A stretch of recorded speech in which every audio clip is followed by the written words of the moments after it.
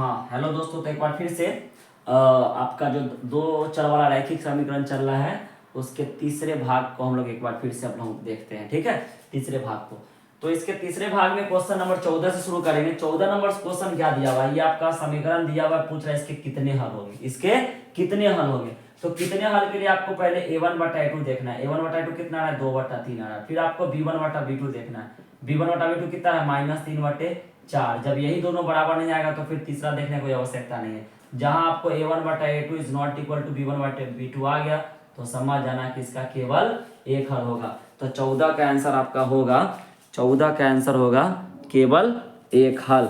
14 का आंसर होगा केवल एक हल, केवल एक हल, अद्वितीय हल जिसको बोलते हैं। केवल एक हल को अद्वितीय हल भी कहते हैं। ठीक है, अब 15 नंबर क्वेश्चन आपका है, इसको हल करना है। इसको हल करना है, इसका निर्देशांक निकालना है, मतलब एक्स वाई का वैल्यू निकालना है। निर्देशांक मतलब एक्स वाई का वैल्यू निकालना है। आइए इसको सॉल्व करते हैं। -y है +y है, सीधा समीकरण 1 और 2 को क्या कर देंगे, जोड़ देंगे।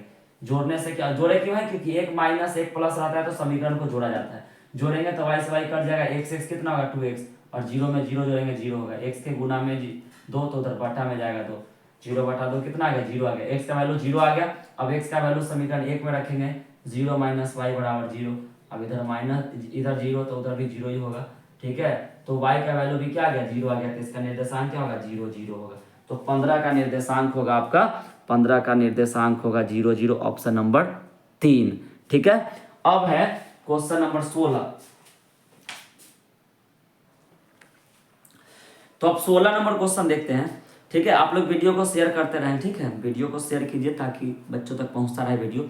16 नंबर क्वेश्चन है, दो एक घातीय समीकरण की लेखा चित्र यदि प्रतिच्छेदी हो तो इस स्थिति में समीकरण निकाय के कितने हल होंगे। प्रतिच्छेदी, तो प्रतिच्छेदी अगर ग्राफ पे होगा तो समझ जाना उसका केवल एक हल होगा, केवल एक हल होगा। ठीक है, तो केवल एक हल होगा तो इसका आपका हो जाएगा आंसर अद्वितीय। क्या होगा, अद्वितीय। केवल एक हल वाले को अद्वितीय कहते हैं। ठीक है, अब अगला सवाल है, x बराबर 2 और y बराबर -2, इसका ग्राफ पे कैसा रेखा होगा। तो देखिए x बराबर आपका 2, x का 2 वाला वैल्यू यहाँ से सीधा जाएगा, और y का -2, यहाँ नीचे होगा। देखिए दोनों आपस में एक दूसरे पे 90 डिग्री पे कट रहा है। तो x बराबर 2, y बराबर -2 एक दूसरे के लंबवत होंगे, एक दूसरे के लंबवत होंगे, क्योंकि x का 2 जो है यहाँ से लाइन गुजरेगा और y का -2 जो है यहाँ -2 से ऐसे गुजरेगा। दोनों एक दूसरे पर 90 डिग्री पे कटेगा तो एक दूसरे के लंबवत होगा। ये था क्वेश्चन नंबर 17। ठीक है, अब हम लोग देखेंगे क्वेश्चन नंबर 18। ठीक है, तो दो चर वाले रैखिक समीकरण का तीसरा भाग चल रहा है। वीडियो को आप लोग फटाफट शेयर करें। 18 नंबर क्वेश्चन क्या बोल रहा है कि x बराबर -15 है। x बराबर क्या है, -15। इसका आलेख कैसा सरल रेखा होगा। तो x का वैल्यू -15 मान लो, यहाँ पे -15 है तो यहाँ से गुजरेगा लाइन। तो ये किस पे लंबवत है, x पे लंबवत है और y के समांतर है। अब देखिए कौन सा ऑप्शन मैच कर रहा है। ठीक है, एक दूसरे x अक्ष के समांतर, तो x के समांतर तो नहीं है, x पे लंबवत है।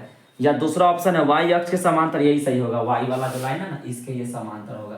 तो इसका ऑप्शन 2 सही होगा।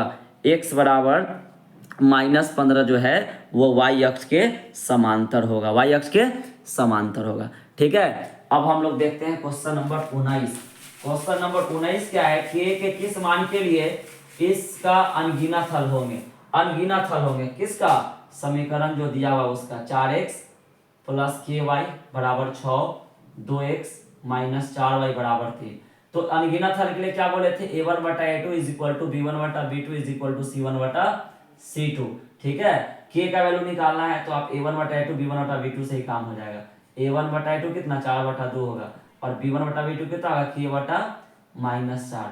तो ये कट जाएगा 2 बार में, तो 4 दूनी 8 होगा और k कम k होगा। तो आंसर इसका होगा -8।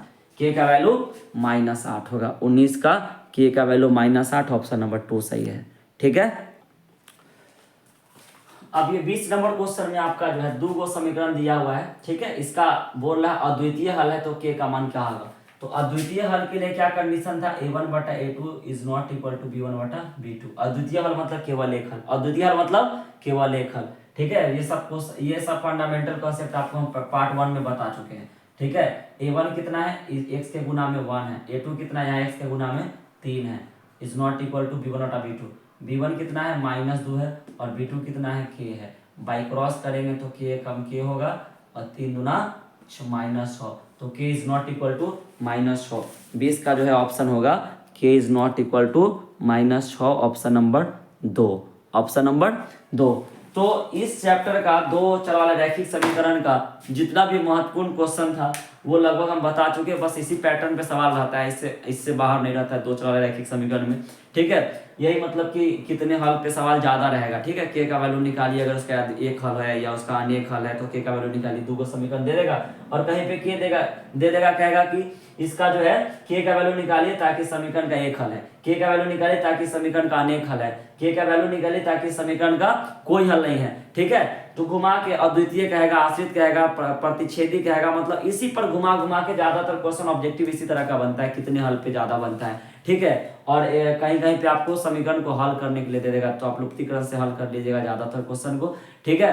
तो आपका दो चर वाले रैखिक समीकरण में ज्यादा इसी प्रकार का क्वेश्चन है। और फिर हम आपसे अगले पार्ट में मिलेंगे, द्विघात समीकरण, अलजेब्रा का तीसरा पार्ट है द्विघात समीकरण, ठीक है। तब तक के लिए आप लोग को गुड नाइट।